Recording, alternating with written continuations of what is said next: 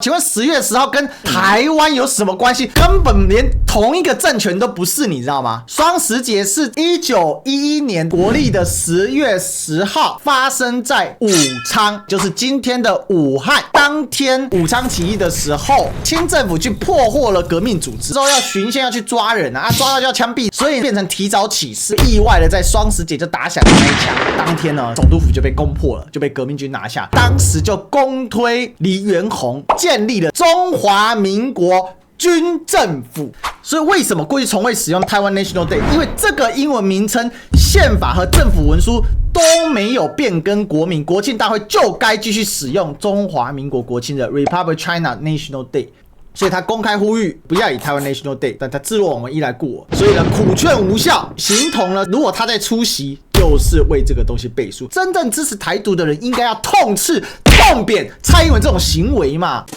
Ladies and gentlemen, welcome the host. 他就批判，这是我们一直没有把这话给讲开，而且到目前为止，所有的在野党的主要领袖，没有人敢直面这件事情啊。就台湾 National Day 不是中华民国国庆日，中华民国不能改为台湾。这从反面上，我们的国民什么时候从中华民国改成台湾？简单讲，就是中华民国就不是台湾嘛。双十节为什么不能作为台湾国庆日？因为从历史上的任何角度的解释，完全解释不通双十节怎么来的。双十节是在1911年的国历的10月10号发生在武昌。武昌是哪里？就是今天的武汉，这个就是所谓的武汉嘛。武昌在哪里？武昌就是这个长江的南岸叫做武昌，这个是汉水，这条叫汉水。汉水的北岸这一块就是所谓的汉口，然后这个南岸这边就是所谓的汉阳。你们看到这里写一个汉阳区哦，就是这样子哦，它是这个是汉阳哦，然后武昌跟汉口就组成所谓的武汉三镇。那发生在这里发生什么事情？当年就是在这里由当时同盟会的外围组织，其实他们很多都是中国革命同盟会的成员呐。那主要成员呢，有包括像文学社的还有包括像共进会的这些人呢。很多都具有中国革命同盟会的会籍，或者是有参加过或等等。因为中国革命同盟会当时已经变成一个无所不在也无所不在，什么意思呢？因为它有很多分灵体，它已经散离了它的意志了，你知道吗？就因为革命同盟会当时在1905年在东京组成的时候，集结了3大革命组织，一个就是最早的革命组织叫1894年在檀香山创立的新中会，驱除鞑虏恢复中华，创建合众政府，孙中山组织。另外一个由黄兴的人发起的华兴会，就两湖人士。另外一个由江浙人士所构成的光复会，就是章太炎等人。不管怎么样啦，后来呢，这个同盟会就有很多大家就出去自干了，但是呢，每一个人都号称呢自己是同盟会的会员，所以呢，在当时的共识就是，只要革命成功建立的国家创建合众国政府，当时定名就叫做中华民国 Republic of China， 绝对不是随便取的。为什么？因为当天武昌起义的时候，在这个武昌发生了嘛。那发生的时候，因为整个革命党里面有很多细菌，其实当时是有个问题啦，就是清政府去破获了革命组织啦。破获革命组织之后要巡线要去抓人啊，抓到就要枪毙的嘛，所以呢就变成提早起事啊，就提早起事呢就意外的在双十节就打响了那一枪，而且第一枪其实不好意思是革命党打在革命党身上，因为其实当时会员身份都是秘密的，然后革命新军因为很多都送到日本的陆军学校去读书，或者由日本回来的中国就是日本回来的中国籍的教官在教了，这些人基本上。你就羊入虎口，你知道吗？这些人去到日本之后，基本全部被同盟会给吸收了就是都变成了革命分子。所以当时在湖北这一区的新军有很多都是革命党的，所以也因此有这个成功机会。而且与此同时，在稍早的时候，四川发生的保路运动，所以呢，把这个两湖地区的这个所谓的新军新式陆军在清朝末年有建一个新式陆军系统，就以北洋六镇为一个基地所建设起来的。就抽调到了四川去评判了，所以这就是，而且他当时成立10月10号当天攻陷了两广总督府清代的时候，湖北跟湖南是放在同一个总督的辖下的湖广总督监管两湖地区的这个最高的长官哦。那当天呢，这个总督府就被攻破了，就被革命军拿下。当时就公推黎元洪啊，黎元洪本来是一个中阶军官啦，但是因为他跑得慢就被抓到嘛，需要一个相对有这个比较高的人，所以就建立了什么，就叫做中华民国军政府。所以为什么10月10号一定就是中华民国的国庆日？原因就在这里，因为中华民国这个名称正式登上历史舞台，而且正式的创立政权就是在10月10号。有一些人说什么1912年1月1号才正式建立，错。中华民国的正式建立那是在更后面，因为你要把临时政府换成正式政府，那个是临时约法实行之后。但是在1911年的10月10号所建立的就是中华民国军政府。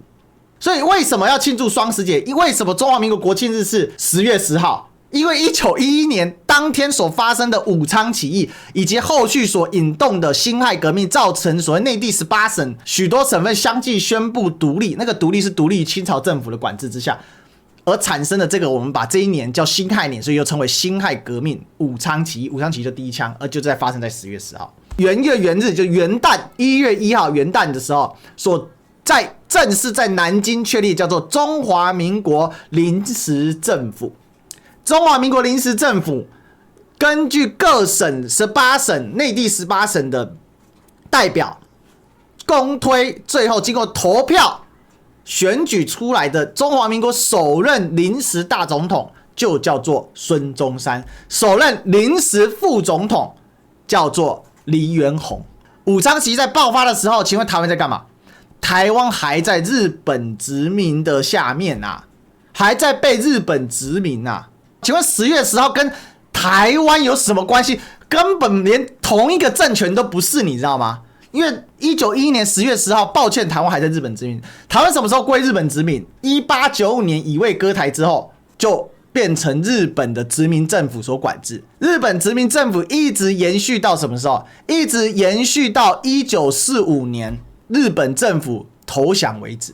所以任何意义上，你说要硬凹说双十节就是台湾 National Day， 这是不可思议的事情，因为这完全违反了历史的逻辑跟事实啊！超级无敌尴尬，就是根本没有任何的合理性 ，OK， 没有任何合理性。那为什么变这样？因为民进党用了一个偷换概念，他把中华民国变成了台湾。那为什么把它变成台湾？其实它的逻辑，它是应用了人的一个常见惯用的逻辑，就是以地名全代政权的正式名称。随便举个例子吧，像英国的全名叫做大不列颠及北爱尔兰联合王国吧，但是我们在中文的语境里面常常简称它英国，为什么？因为英国的主体在英格兰嘛，但是它的整体，它的全称叫什么 ？The United Kingdom of Great Britain and North Ireland， 可是我们简称它英国。这很多你不能用口语上的东西去跟他在那边讲说哦，你这个应该要怎么？因为这个东西我觉得会非常的荒谬，但是一定是到了一个不能容忍的程度。那为什么不能容忍呢？我们来看一下马英九怎么讲。中华民国不见了啊！蔡英文刻意把台湾变成国家名称，把中华民国国庆日变成台湾的国庆日，这是不折不扣的台独路线。然后，那这样的做法有什么危险？这样的做法既不遵守中华民国宪法，违反蔡英文2016年、2020年2度宣誓时对全国人民做出遵守宪法承诺，也就是你的宣誓，更危害台海安全。重点就在这里嘛。这件事情你退一万步讲，你对中华民国没有感情也无所谓，但是它就会危害台湾安全。为什么？对国人来说是极其不利，也是不负责任的做法。原因很简单啊，你这就是实质台独嘛，你就是没有到法理台独的半法理台独嘛。因为讲白了，公文书具不具备法理性？它是具备的。一个 logo 具不具备法理性？它是具备的。别的不说，就历史哥好了，历史哥在脸书随便写个什么东西，今天被人家批判，我要怎么办？第一件事修文，第二件事道歉，然后打哈哈哈哈，当然也可以啦，但是我的公信力是不是就会折损？当然会折损啊。那你作为一个政府，你正式公告所发布出来的 logo， 它算不算一种广义上的公文书？它算不算一种广义上的法理文件？当然是啊。所以大家要了解这个事情的严重性在这里，而且你是直白的告诉对岸说，我们现在就是要搞台独嘛。所以从事实层面，双十节做台湾 National Day 这根本就行不通，就非常打叉叉之外，他还要再创造一个什么更危险的是台海安全的问题。而不久前我们才刚刚讨论过103架次的飞机从台湾这边飞过，然后我们的政府无所作为，国防部只能在那边呼吁切勿升高情势，慈母守中线，结果越守中线被穿越的越多。然后人家派出山东舰，我们派基隆舰跟他们对峙，不要笑死人了。你看，所以这样的做法不遵守中华民国宪法，危害这个就职是最重要的是对国人来说是极其不利、不负责任的做法。对岸有没有反应？对，绝对反应。我告诉你，你今天在台湾 National Day 10月10号是不是？好，你就继续用这个 logo。我跟你讲，对岸就会反应。所以为什么过去从未使用台湾 National Day？ 因为这个英文名称、宪法和政府文书都没有变更国名，国庆大会就该继续使用中华民国国庆的 Republic China National Day 才对。从历史、从宪法文件、从我们政府文书的任何角度，你都没办法改成台湾 National Day。但是绿营的这一些立委他们怎么辩护？然后外围的一些名嘴怎么辩护？大家理解我意思吗？你那些名嘴、那些外围立委他怎么辩护？他们辩护方式其实很怂啊，很俗辣，很嫩。怎么嫩？他最常见的一个辩护就是中华民国就是中华民国台湾啊，中华民国台湾啊，所以用台湾 National Day 为什么不行呢？不要撕裂族群，你是深蓝的，你是深蓝的，我们不要跟深蓝一起，那个是要被淘汰的意识形态，淘你妈的干！双十节做台湾 National Day， 你脑袋有洞是不是？就跟你讲历史听不懂是不是？那历史可以变造吗？你爸妈可以自己换人吗？要不然大家来变造啊，把自己身份证改成郭台铭啊，比较快啊。台湾 National Day， 你硬是要篡改，就最后其实反而伤害了台独。所以真正支持台独的人，应该要痛斥、痛扁蔡英文这种行为嘛？怎么会用台湾 National Day 用双十节来偷渡台湾 National Day 呢？所以他公开呼吁筹办国庆大会的就是蔡英文跟游锡堃，不要以台湾 National Day。但他置若我们一来顾我，所以呢苦劝无效，形同呢是如果他在出席，就是为这个东西背书。重点哦，他讲到为了台湾安全、子孙的福祉，我告诉大家，违反中华民国宪法不但是对历史的一种否定的虚无主义，历史虚无主义将使台湾人没有办法在这世界上光明正大的立足。为什么？因为当人家跟你辩论事实的时候，你只能硬凹啊。这是其一也，其二也，这会让台湾推向一个更危险的境地，因为你不知道你在做的事情到底是什么，就是这样。那一定会有人说，我刚刚看聊天室有人讲嘛，这个说实话永远是弱的。我告诉你，说实话的是真强者，事实可能往往在一时之间没办法得到伸张，但事实在最终的结果之下，它一定会浮现，而且。人类的内在秉性就是追求真实的，所以我常说真善美嘛。人类对真实、对事情的真相的追求啊，那个内在的那个动力是远远大于大家的理解的，大家知道吗？所以，其实今天我们讨论这个议题，真正的问题点在哪里？因为上行下效，上梁不正下梁歪。如果一个总统他都可以公然的违反宪法，公然的用造谣、说谎、欺骗、扭曲、歪曲、抹黑、变造的方式来遂行他的政治意图的时候，那我就问下面的这些官员，何人不上行下效呢？